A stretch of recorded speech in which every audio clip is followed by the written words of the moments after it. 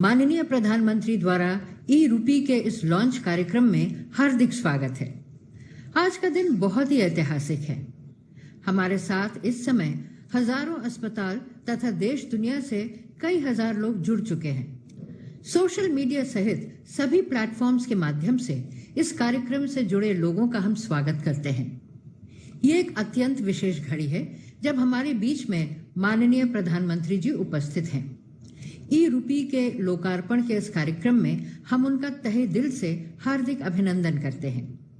अब हमारा विनम्र निवेदन है कि राष्ट्रीय स्वास्थ्य प्राधिकरण के मुख्य कार्यकारी अधिकारी श्री राम सेवक शर्मा जी माननीय प्रधानमंत्री जी तथा अन्य अतिथियों का स्वागत करते हुए आज के समारोह के बारे में चंद शब्द कहें। श्री राम सेवक शर्मा जी। भारत के माननीय प्रधानमंत्री महोदय, राज्यों के महामहिम राज्यपालगण, माननीय वित्त मंत्री महोदया, माननीय स्वास्थ्य एवं परिवार कल्याण और रसायन एवं उर्वरक मंत्री महोदय, माननीय इलेक्ट्रॉनिक्स और सूचना प्रौद्योगिकी मंत्री, माननीय खाद्य और सार्वजनिक वितरण मंत्री, माननीय राज्य मंत्रीगण, केंद्र शासित प्रदेशों के माननीय उपराज्यपालगण, रिजर्व बैंक ऑफ इंडिया के माननीय गवर्नर साहब और अन्य अधिकारीगण, भारत सरकार के सचिवगण, राज्यों और केंद्र शासित प्रदेशों के मुख्य सचिवगण, एनपीसीआई के अधिकारीगण, बैंकों के सीएमडी, सीईओ एवं अन्य अधिकारीगण, प्रधानमंत्री जन आरोग्य योजना से जुड़े एवं अन्य अस्पताल प्रशासक और चिकित्सक, भारत एवं राज्य सरकार के अन्य अधिकारीगण, देवियों और सज्जनों, मैं ई रूपी के अनावरण के इस अवसर पर आप सभी का हार्दिक अभिनंदन करता हूं। मैं हमारे माननीय प्रधानमंत्री जी का तहे दिल से स्वागत करता हूं, जो इस पहल के पीछे की प्रेरणा रहे हैं और जिन्होंने ई रूपी को लॉन्च करने के लिए कृपापूर्वक अपनी सहमति व्यक्त की है।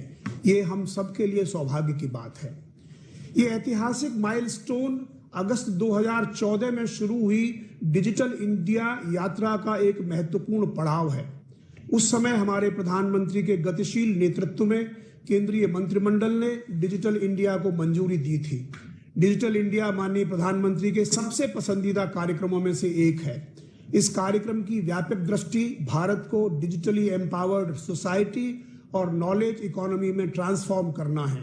इसके मुख्य आयामों में digital infrastructure as a utility to citizens, software and services on demand और डिजिटल एम्पावरमेंट ऑफ सिटीजन्स शामिल है।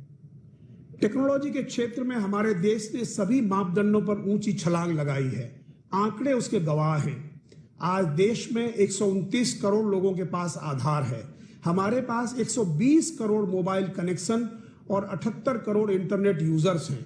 JAM ट्रिनिटी, जनधन, आधार और मोबाइल ने financial inclusion, direct benefit transfer और पेमेंट सिस्टम्स को ट्रांसफॉर्म कर दिया है।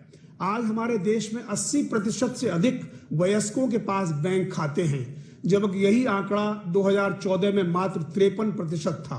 हमने जनधन के तहत 42 करोड़ अकाउंट्स खोले हैं। यह एक ऐसा आंकड़ा है जिसकी बराबरी कई विकसित देश भी नहीं कर पाते। हम LPG सब्सिडी से लेकर करोड़ों किसानों को हजारों करोड़ रुपए डायरेक्ट बेनिफिट ट्रांसफर के माध्यम से ट्रांसफर करते हैं। अब तक कुल 17 लाख करोड़ रुपए की राशि डीबीटी के माध्यम से हस्तांतरित हुई है। इस कठिन समय में डीबीटी हमारे देश के लिए वरदान रहा है। United payment system, unified payment system में वास्तव में डिजिटल भुगतान के क्षेत्र में क्रांतिकारी बदलाव किया है। यूपीआई भीम को हमारे माननीय प्रधानमंत्री जी द्वारा दिसंबर 2016 में लॉन्च किया गया था। अपने अस्तित्व के केवल 4.5 वर्षों से भी कम समय में इसने उन सभी डेबिट और क्रेडिट कार्डों को पीछे छोड़ दिया है जो पिछले 40 वर्षों से अस्तित्व में थे। हम यूपीआई पर हर महीने लगभग 300 करोड़ ट्रांजैक्शन कर रहे हैं, जिनका औसत अमाउंट 6 लाख करोड़ रुपए के आसपास है। ये मुफ्त, इंस्टेंटेनियस, इंटरऑपरेबल, रोबस्ट और रिलायबल है। हमारे देश में किसी भी डिजिटल प्लेटफॉर्म के लिए 3 C जरूरी है। पहला C कॉस्ट, लागत, ये कम होनी चाहिए, मुफ्त हो तो और भी अच्छा। कन्वीनियंस, सुविधा और कॉन्फिडेंस, विश्वास। यूपीआई इन तीनों पैमानों पर खरा उतरता है। आज भारत में मनी ट्रांसफर एक फोन कॉल करने जितना आसान हो गया है। हमने अपने जन सामान्य की जरूरतों को ध्यान में रखते हुए कई डिजिटल प्रोडक्ट्स और सर्विसेज विकसित किए हैं, जिनमें मुख्य हैं ऑथेंटिकेशन, इलेक्ट्रॉनिक केवाईसी, ई साइन, डिजिटल लॉकर और डिजिटल कंसेंट, ये सभी मेड इन इंडिया प्रोडक्ट्स हैं। इनका उपयोग भी व्यापक रूप से हो रहा है। अब तक 5,600 करोड़ बार आधार का ऑथेंटिकेशन हो चुका है और इसका इस्तेमाल लोग राशन लेने में कर रहे हैं। आज हमारे पास डिजिटल लॉकर पर 430 करोड़ दस्तावेज हैं, जिनमें विभिन्न संस्थानों की डिग्रियां, आधार कार्ड, ड्राइविंग लाइसेंस और पासपोर्ट शामिल हैं। हाल ही में भारत के डिजिटल प्रोडक्ट्स की सूची में टीकाकरण का प्लेटफॉर्म कोविन भी जुड़ गया है। इसे भारत ने बनाया है और सिर्फ 6 महीनों में 45 करोड़ से अधिक लोगों ने इसे इस्तेमाल किया है। हमारे टीकाकरण अभियान, जो विश्व का सबसे बड़ा अभियान है, को जन केंद्रित, पारदर्शी और व्यवस्थित तरीके से संचालित करने में कोविन ने महत्वपूर्ण भूमिका निभाई है। दुनिया में कोई भी प्लेटफॉर्म, चाहे वो सरकारी हो या निजी, इतनी तेजी से इतना बड़ा नहीं हुआ। हमारे माननीय प्रधानमंत्री जी की इच्छा के अनुसार ये प्लेटफॉर्म अब दुनिया के कई देशों को ओपन सोर्स गिफ्ट के रूप में प्रदान किया जा रहा है। दिलचस्प बात यह है कि इनमें से प्रत्येक पहल को पिछले 7 वर्षों में हमारे माननीय प्रधानमंत्री जी ने व्यक्तिगत रूप से मार्गदर्शित किया है। भारत की डिजिटल उड़ान आज सभी के सामने है। प्रधानमंत्री जी का पेपरलेस, प्रेजेंसलेस और कैशलेस गवर्नेंस का विजन आज हकीकत बनता जा रहा है। Minimum government and maximum governance के प्रधानमंत्री जी के निर्देश को प्राप्त करने के लिए टेक्नोलॉजी का भरपूर लाभ हम लोग उठा रहे हैं। ई रूपी का लॉन्च आज उतना ही महत्वपूर्ण है जितना कि 5 साल पहले भीम यूपीआई का लॉन्च था। यह एक पर्सन स्पेसिफिक और पर्पज स्पेसिफिक इंस्ट्रूमेंट है जो यूपीआई के आर्किटेक्चर पर आधारित है। कई बार सरकार किसी उद्देश्य के लिए लाभ हस्तांतरित करती है, लेकिन इस बात पर कोई नियंत्रण नहीं होता कि राशि का उपयोग व्यक्ति द्वारा उसी काम के लिए किया जा रहा है जिसके लिए इसे ट्रांसफर किया गया था। ई रूपी ये सुनिश्चित कर सकेगा। ये रियल टाइम और पेपरलेस है। इसके उपयोग का फलक बहुत ही व्यापक है। अनगिनत क्षेत्रों में इसका उपयोग संभावित है। अभी हम कुछ उपयोगों के बारे में ही सोच सकते हैं। स्वास्थ्य, पोषण, शिक्षा और कृषि कुछ ऐसे क्षेत्र हैं जो ई रूपी से लाभान्वित हो सकते हैं। इसका उपयोग राष्ट्रीय डिजिटल स्वास्थ्य मिशन, जो नेशनल डिजिटल हेल्थ मिशन है, उसमें भी किया जाएगा। मैं इसकी अनुमति देने के लिए आरबीआई के गवर्नर श्रीमान शक्तिकांत दास जी और समयबद्ध तरीके से इसके कार्यान्वयन में नेतृत्व प्रदान करने के लिए श्री देवाशीष पंडा जी, सचिव वित्तीय सेवा विभाग को धन्यवाद देना चाहता हूं। इस अवसर पर मैं एनपीसीआई टीम और श्री दिलीप आसमे के प्रति धन्यवाद और आभार व्यक्त करना चाहता हूं, जिन्होंने कुछ ही समय में रिकॉर्ड में इसे तैयार किया है। इसके अलावा सभी बैंकों और अन्य संस्थानों को धन्यवाद जो इशूअर्स और एक्वायरर के इकोसिस्टम में शामिल हो गए हैं। उन्होंने इतने कम समय में अपना सिस्टम बनाया और परखा है। हम स्वास्थ्य मंत्रालय में इस प्रणाली के पहले उपयोगकर्ता होने के लिए सौभाग्यशाली हैं। माननीय स्वास्थ्य और परिवार कल्याण मंत्री श्रीमान मनसुख मांडविया जी और स्वास्थ्य सचिव श्री राजेश भूषण जी ने भी इस यात्रा का मार्गदर्शन किया है। उनके प्रति हमारा विशेष आभार। एक बार फिर मैं भारत के माननीय प्रधानमंत्री, महामहिम राज्यपालों, माननीय मंत्रियों और इस अवसर पर उपस्थित सभी बहनों और भाइयों का स्वागत और अभिनंदन करता हूं। जय हिंद। धन्यवाद श्री आर एस शर्मा जी, हमारे गणमान्य अतिथियों का स्वागत करने के लिए और हमें ई रूपी के बारे में अवगत कराने के लिए। और अंततः वो क्षण आ ही गया है जिसका हम सबको बेसब्री से इंतजार था। माननीय प्रधानमंत्री श्री नरेंद्र मोदी जी अपने कर कमलों से अब ई रूपी लॉन्च वीडियो का अनावरण कर ई रूपी को राष्ट्र को समर्पित करेंगे। भारत के यशस्वी प्रधानमंत्री श्री नरेंद्र मोदी जी के नेतृत्व में आज विकासोन्मुखी और कल्याणकारी योजनाओं का सीधा और पूरा लाभ लोगों तक पहुंच रहा है। प्रधानमंत्री जी के संकल्प और विकास मंत्र सबका साथ, सबका विकास, सबका विश्वास की एक मजबूत ताकत है डिजिटल इंडिया। डिजिटल इंडिया के समाधान और नवाचार लोगों की जिंदगी को बेहतर बनाने में लगातार योगदान दे रहे हैं। ऐसे कई प्लेटफॉर्म्स आज भारत को डिजिटली सक्षम समाज के रूप में स्थापित करने में महत्वपूर्ण भूमिका निभा रहे हैं।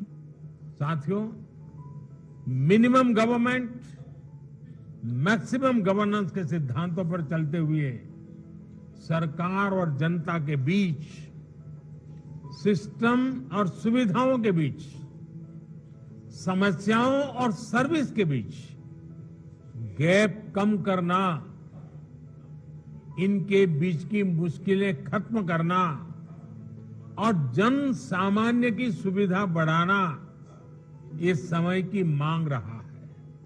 और इसलिए डिजिटल इंडिया सामान्य नागरिकों सुविधा और उनके एम्पावरमेंट का एक बहुत सशक्त माध्यम है।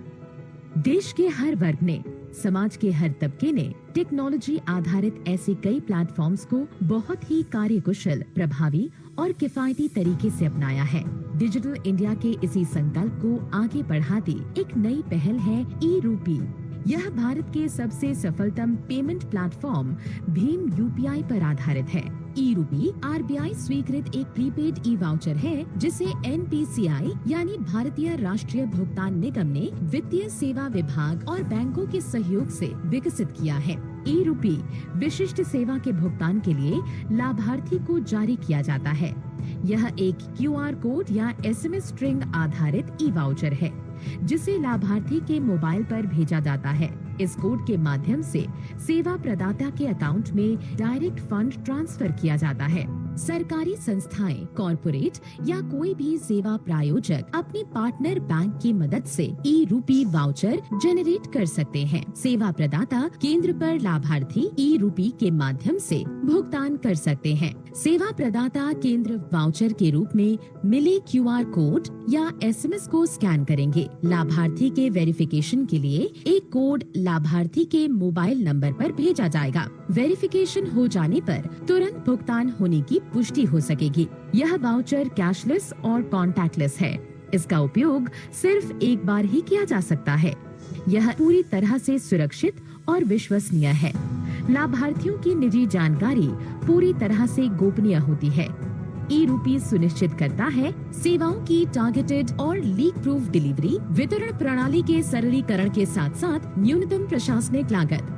ई-रूपी सरकारी योजनाओं का लाभ जन सामान्य तक पहुंचाने की दिशा में एक क्रांतिकारी पहल है। ई-रूपी का उपयोग लोक कल्याण हेतु सरकार द्वारा चलाए जा रहे विभिन्न योजना जिसके तहत निश्चित उद्देश्य की पूर्ति के लिए भुगतान या अनुदान दिया जाता है को सुगमता पूर्वक लागू करने के लिए किया जा सकता है। इसका उपयोग निजी संगठनों या किसी व्यक्ति द्वारा लोगों को किसी विशेष प्रायोजन के तहत लाभ देने हेतु भी किया जा सकता है। इस दिशा में स्वास्थ्य और परिवार कल्याण मंत्रालय और राष्ट्रीय स्वास्थ्य प्राधिकरण के सहयोग से कॉर्पोरेट्स द्वारा निजी कोविड टीकाकरण केंद्र पर टीकाकरण के भुगतान के लिए ई-रूपी के पहले उपयोग का आज शुभारंभ माननीय प्रधानमंत्री जी के कर कमलों से हो रहा है।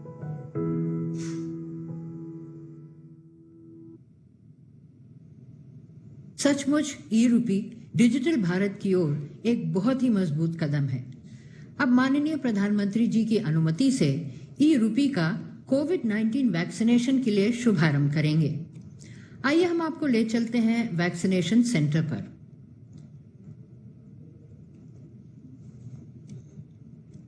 हम जुड़े हैं मुंबई के एक प्राइवेट वैक्सीनेशन सेंटर से, जहां लाभार्थी आज पहली बार इस ई-रूपी वाउचर से कोविड-19 वैक्सीन के लिए भुगतान करेंगे।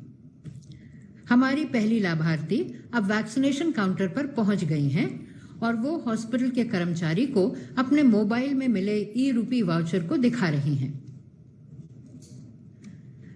अब हम देख रहे हैं कि हॉस्पिटल के कर्मचारी क्यूआर कोड के रूप में मिले ई-रूपी वाउचर को स्कैन कर रहे हैं। स्कैन करते ही लाभार्थी के पास एक वेरिफिकेशन कोड आ जाता है।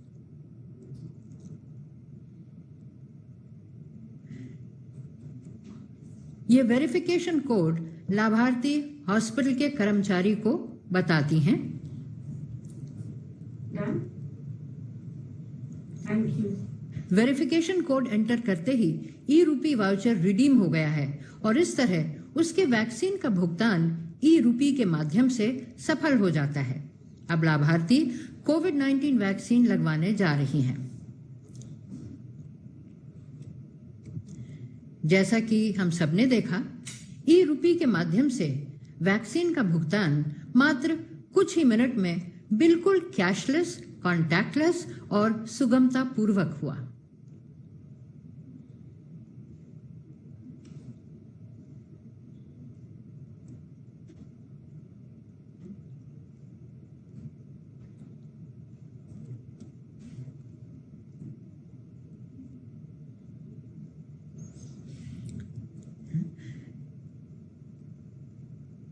रूपी जैसे एक उत्कृष्ट पहल को देश को समर्पित करने के लिए माननीय प्रधानमंत्री जी को बहुत बहुत धन्यवाद। ये एक क्रांतिकारी पहल है जिसकी अनगिनत संभावनाएं हैं। अब हम माननीय प्रधानमंत्री जी को उनके संबोधन के लिए आमंत्रित करते हैं। माननीय प्रधानमंत्री जी।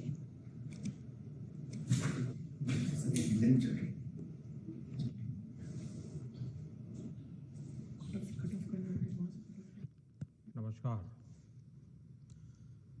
इस महत्वपूर्ण कार्यक्रम में देश भर से जुड़े सभी राज्यपाल महोदय, लेफ्टिनेंट गवर्नर्स, केंद्रीय मंत्रिमंडल के मेरे साथीगण, रिजर्व बैंक के गवर्नर, राज्यों के मुख्य सचिव, अलग अलग इंडस्ट्री एसोसिएशन से जुड़े साथीगण, स्टार्टअप, फिनटेक की दुनिया से जुड़े मेरे युवा साथी, बैंकों के वरिष्ठ अधिकारीगण और मेरे प्यारे भाइयों और बहनों, आज देश डिजिटल गवर्नेंस को एक नया आयाम दे रहा है। ई रूपी वाउचर देश में डिजिटल ट्रांजैक्शन को, डीबीटी को और प्रभावी बनाने में बहुत बड़ी भूमिका निभाने वाला है। इससे टारगेटेड, ट्रांसपेरेंट और लीकेज फ्री डिलीवरी में सभी को बड़ी मदद मिलेगी। 21वीं सदी का भारत आज कैसे आधुनिक टेक्नोलॉजी की मदद से आगे बढ़ रहा है, टेक्नोलॉजी को लोगों के जीवन में जोड़ रहा है, ई रूपी उसका भी एक प्रतीक है। और मुझे खुशी है कि ये शुरुआत उस समय हो रही है जब देश आजादी के 75 वर्ष पर अमृत महोत्सव मना रहा है। और ऐसे समय में देश ने फ्यूचरिस्टिक रिफॉर्म का एक और अहम कदम बढ़ाया है। साथियों, सरकार ही नहीं, अगर कोई सामान्य संस्था या संगठन किसी के इलाज में, किसी की पढ़ाई में या दूसरे काम के लिए कोई मदद करना चाहता है तो वो कैश के बजाय ई रूपी दे पाएगा।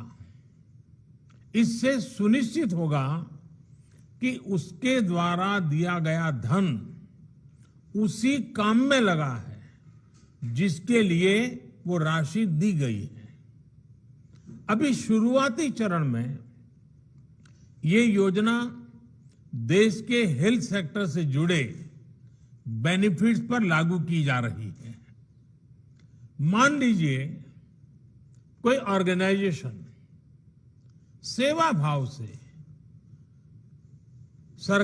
भारत सरकार के द्वारा जो मुफ्त वैक्सीन दी जा रही है उसका लाभ लेना नहीं चाहता है, लेकिन जो प्राइवेट अस्पतालों में जहां कुछ कीमत देकर के वैक्सीन चल रही है उसमें भेजना चाहता है।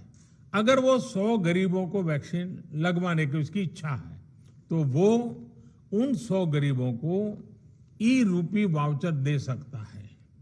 ई रूपी वाउचर ये सुनिश्चित करेगा कि उसका इस्तेमाल वैक्सीन लगवाने में ही हो, किसी और काम में नहीं।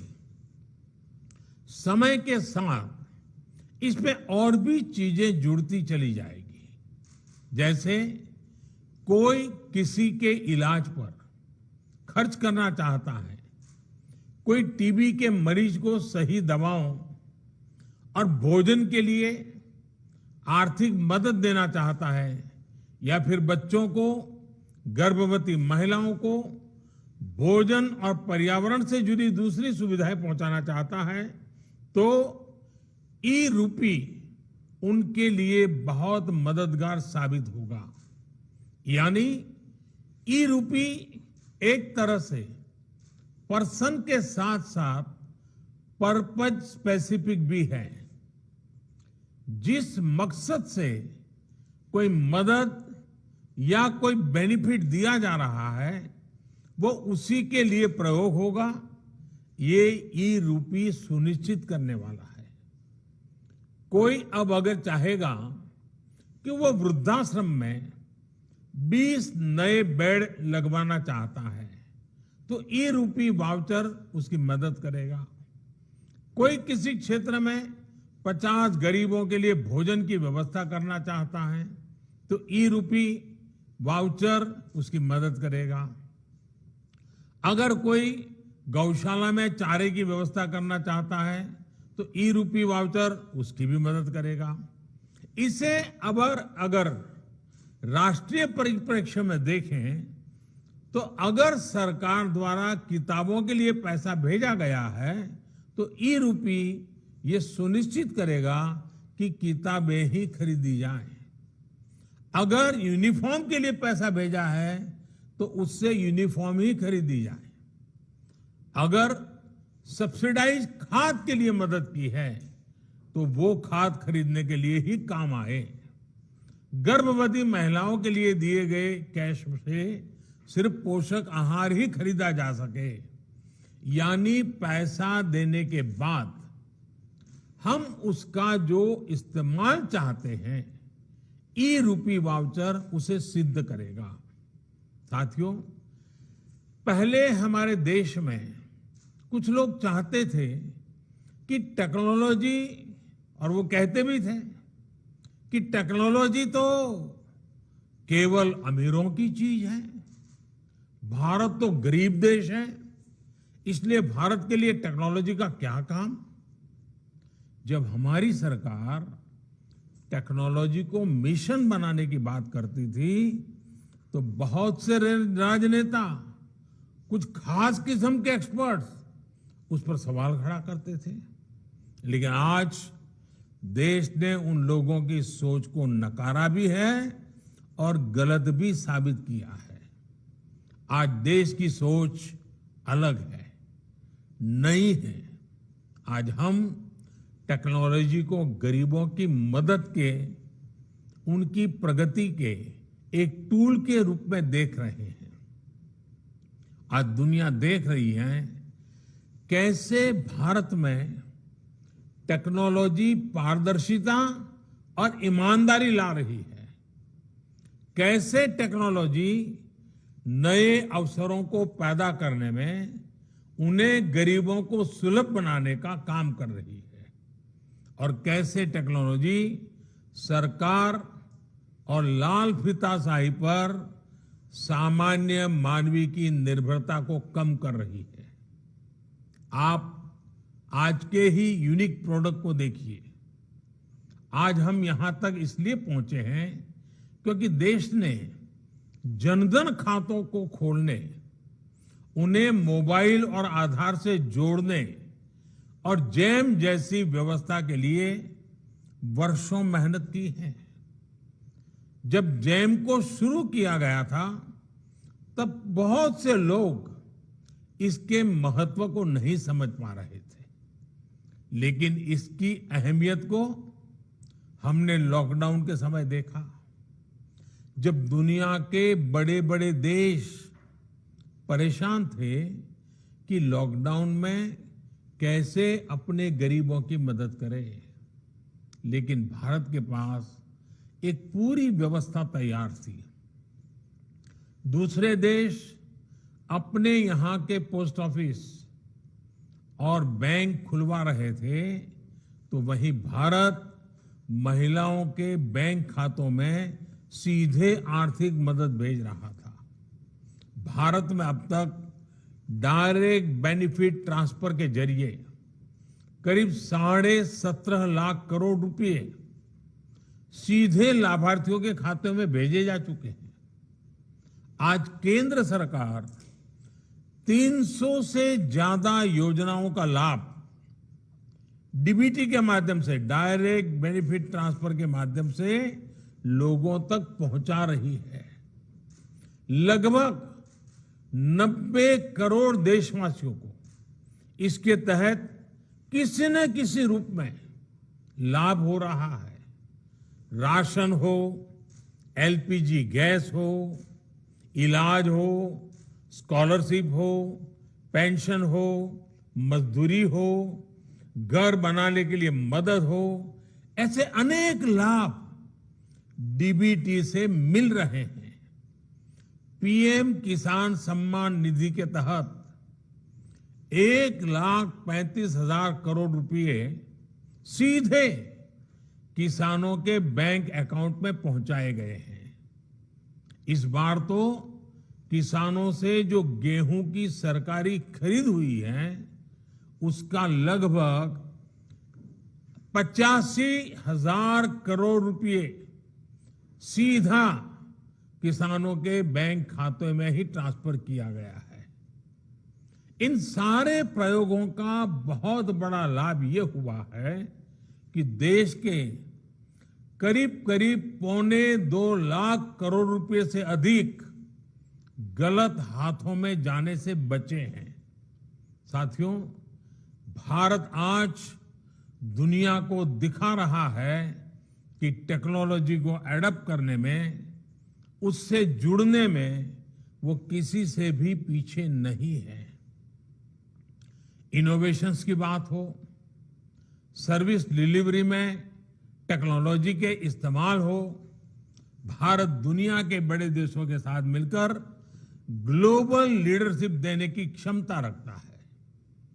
पिछले 7 सालों में भारत ने अपनी प्रगति को जो गति दी है उसमें टेक्नोलॉजी के सही इस्तेमाल की बड़ी भूमिका है।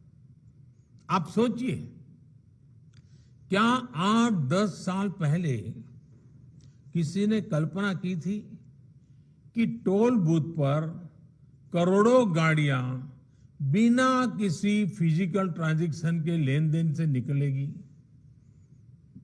आज के फास्टैग से ये संभव हुआ है। क्या 8-10 साल पहले किसी ने सोचा था कि दूर सुदूर गांव में बैठा कोई हस्तशिल्पी अपने प्रोडक्ट दिल्ली के किसी सरकारी दफ्तर में सीधे भेज पाएगा? आज जेम यानी government e market place portal से ये मुमकिन है। क्या 8-10 साल पहले किसी ने सोचा था कि हमारे सर्टिफिकेट्स, डॉक्यूमेंट्स हर समय डिजिटली हमारी जेब में होंगे और हर जगह एक क्लिक पर इस्तेमाल हो पाएंगे? आज ये डिजी लॉकर से मुमकिन है। क्या 8-10 साल पहले किसी ने सोचा था कि भारत में एमएसएमई सेक्टर के उद्यमियों को सिर्फ 59 मिनट में लोन अप्रूव हो पाएगा? आज भारत में ये भी मुमकिन है। और इसी तरह 8-10 साल पहले क्या आपने सोचा था कि आप किसी काम के लिए एक डिजिटल वाउचर भेजेंगे और काम हो जाएगा? आज ये भी ई रूपी के जरिए मुमकिन हो चुका है। मैं ऐसे कितने ही उदाहरण आपको गिना सकता हूं। इस महामारी के दौरान भी देश ने तकनीक की ताकत को महसूस किया है। आरोग्य सेतु ऐप का उदाहरण भी हमारे सामने है। आज ये ऐप सबसे ज्यादा डाउनलोडेड ऐप में से एक है।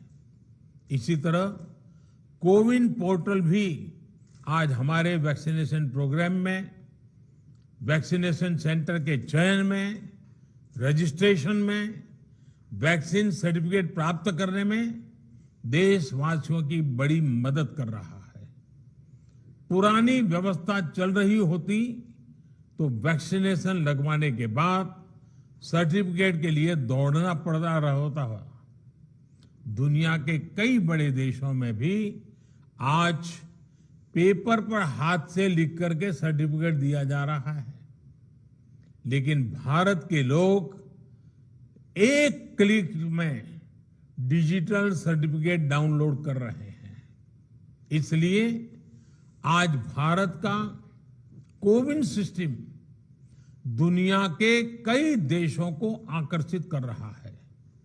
भारत इसे दुनिया के साथ साझा भी कर रहा है। साथियों, मुझे याद है कि 4 साल पहले जब भीम ऐप लॉन्च किया गया था, तब मैंने कहा था कि वो दिन दूर नहीं जब अधिकांश बिजनेस ट्रांजैक्शन नोट और सिक्कों के बजाय डिजिटली होंगे। तब मैंने ये भी कहा था कि इस बदलाव से सबसे अधिक गरीबों, वंचितों, छोटे व्यापारियों, किसानों, आदिवासियों का सशक्तिकरण होगा, वो एम्पावर होंगे। आज हम ये साक्षात अनुभव कर रहे हैं। हर महीने यूपीआई ट्रांजैक्शन के नए रिकॉर्ड बन रहे हैं। जुलाई महीने में 300 करोड़ से अधिक ट्रांजैक्शन यूपीआई से हुए हैं, जिसमें 6 लाख करोड़ रुपए का लेन देन हुआ है। आज चाय, जूस और फल सब्जी का ठेला लगाने वाले भी इसका उपयोग कर रहे हैं। वहीं भारत का रुपे कार्ड भी देश का गौरव बढ़ा रहा है। सिंगापुर, भूटान में भी इसे लॉन्च किया जा चुका है। आज देश में 66 करोड़ रुपए कार्ड हैं और देश में हजारों करोड़ रुपए का ट्रांजैक्शन रुपे कार्ड से भी हो रहा है। इस कार्ड ने गरीब को भी सशक्त किया है। उसे इस भावना से भरा है कि वो भी अपने पास डेबिट कार्ड रख सकता है, उसका इस्तेमाल कर सकता है। साथियों, टेक्नोलॉजी कैसे गरीबों को सशक्त करती है, इसका एक और उदाहरण है पीएम स्वनिधि योजना। हमारे देश में तो रेहड़ी पटरी वाले, ठेला चलाने वाले भाई बहन हैं, उनके फाइनेंशियल इंक्लूजन के बारे में पहले कभी नहीं सोचा गया था। अपना काम आगे बढ़ाने के लिए उन्हें बैंक से मदद मिलना असंभव था। जब डिजिटल ट्रांजैक्शन की कोई हिस्ट्री ही ना हो, कोई डॉक्यूमेंट ना हो, तो बैंक से लोन लेने के लिए हमारे रेहड़ी पटरी वाले साथी पहला कदम भी नहीं बढ़ा पाते थे। इसी को समझते हुए हमारी सरकार ने पीएम स्वनिधि योजना की शुरुआत की। आज देश के छोटे बड़े शहरों में 23 लाख से अधिक रेहड़ी पटरी और ठेले वालों को इस योजना के तहत मदद दी गई है। इसी कोरोना काल में करीब करीब 2300 करोड़ रुपए उन्हें दिए गए हैं। ये गरीब साथी अब डिजिटल ट्रांजैक्शन कर रहे हैं और अपना लोन चुका रहे हैं। यानी अब उनके लेन देन की एक डिजिटल हिस्ट्री बन रही है। पीएम स्वनिधि में ये व्यवस्था की गई है कि 10,000 रुपए का पहला लोन चुकाने पर 20,000 का दूसरा लोन और दूसरा लोन चुकाने पर 50,000 का तीसरा लोन रेहड़ी पटरी वाले साथियों को दिया जाएगा। आपको जानकर खुशी होगी कि आज सैकड़ों रेहड़ी पटरी और ठेले वाले भाई बहन अब तीसरा लोन प्राप्त करने की दिशा में आगे बढ़ रहे हैं। साथियों, देश में डिजिटल इंफ्रास्ट्रक्चर और डिजिटल ट्रांजैक्शन के लिए जो काम पिछले 6-7 वर्षों में हुआ है, उसका लोहा आज दुनिया भी मान रही है। विशेषकर भारत में फिनटेक का बहुत बड़ा आधार तैयार हुआ है। ऐसा आधार तो बड़े बड़े देशों में भी नहीं है।